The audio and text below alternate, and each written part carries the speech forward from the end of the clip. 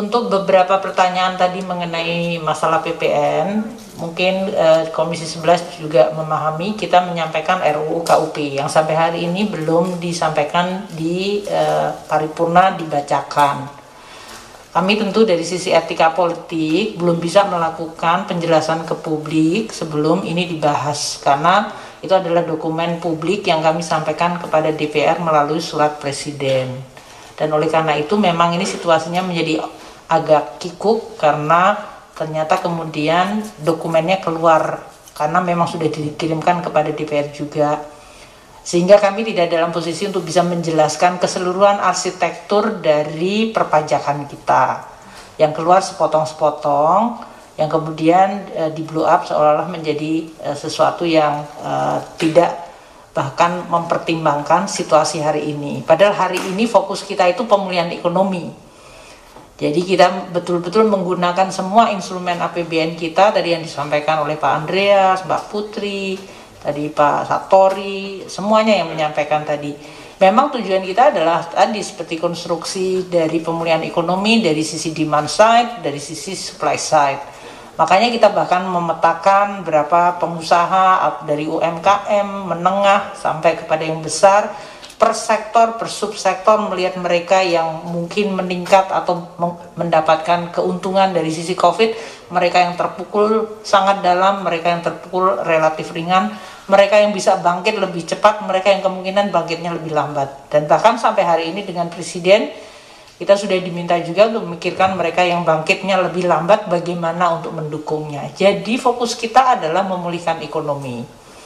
Kalau ada semacam RUU KUP di dalam rangka kita, dan tadi dikaitkan juga dengan pertanyaan Pak Andreas mengenai beberapa program loan yang berhubungan dengan penerimaan dan yang lain-lain, untuk output yang sifatnya langsung seperti revisi PMK, tadi ada perbaikan dalam restitusi, perbaikan di dalam rangka kita untuk pelayanan, itu kita ada measurement dari sisi indikatornya.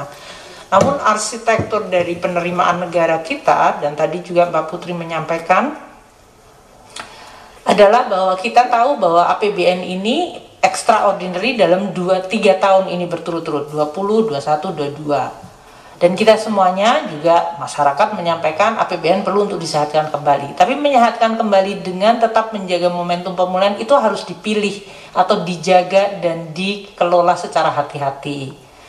Maka situasi inilah yang sekarang sedang kita fokuskan, pemulihan ekonomi, namun kita semua harus tetap membangun fondasi bagi ekonomi dan perpajakan untuk tetap sehat ke depan.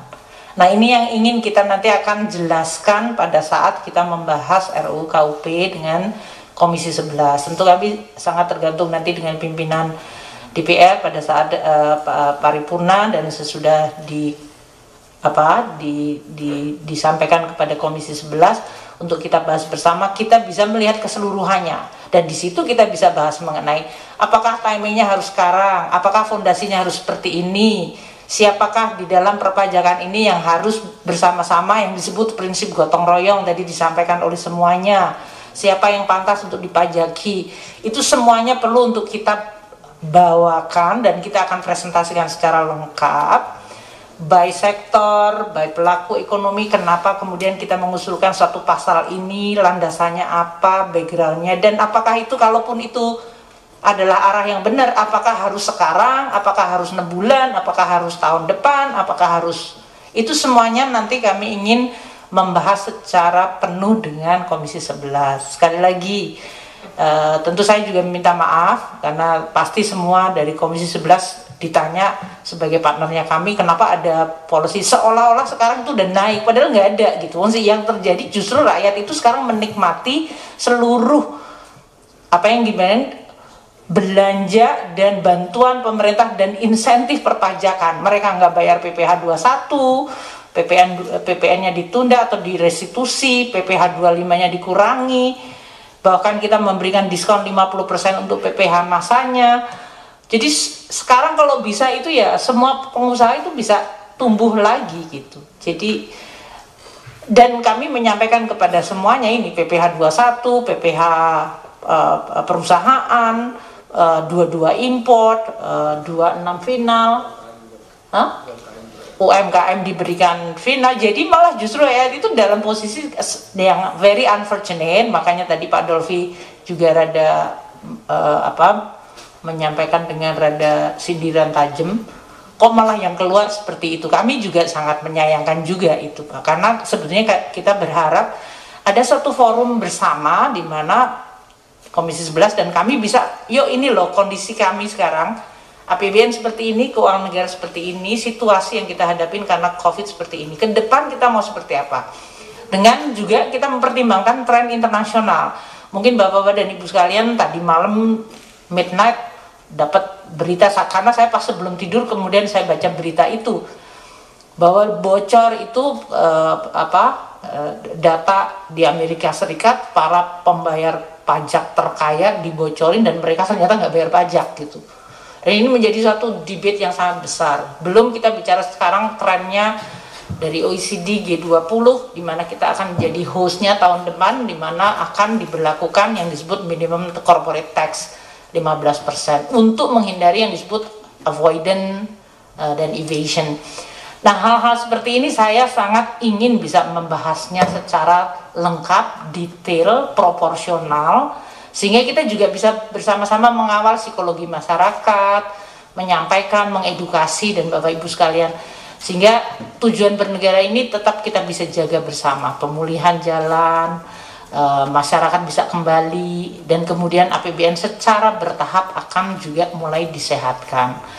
Itu yang sebetulnya kita ingin sampaikan, dan saya ingin sampaikan untuk beberapa tadi yang menyangkut. Jadi tolong disampaikan kepada para konstituen masyarakat, fokus kita sekarang pemulihan ekonomi. APBN kita berikan untuk membantu masyarakat survive. Dari mulai bayar COVID, bayar vaksin, bayar isolasi mandiri, bayar perawatan, bayar UMKM, bayar anak-anak sekolah, bayar internet, bayar segala macam kita berikan APBN sekarang ini. Dan pajak-pajak justru kita sedang relaksasi dan memberikan itu. Dan tidak betul dan akan dibentur-benturin seolah-olah PPNBM untuk mobil diberikan terus sembako pajakin. Itu kan teknik hoax yang bagus banget memang. Jadi kita perlu untuk menyeimbangkan. Saya mohon untuk seluruh para pimpinan dan Komisi 11 untuk bersama-sama kita mengawal dari tadi yang ditanyakan oleh Pak Eki, bagaimana Komisi 11 bisa membantu, yaitu tadi pertama adalah meng-clearkan the air gitu. Nggak mungkin pemerintah melakukan policy perpajakan tanpa didiskusikan dengan DPR. Itu saja dulu jawaban yang paling mantap. Karena nggak mungkin aja itu.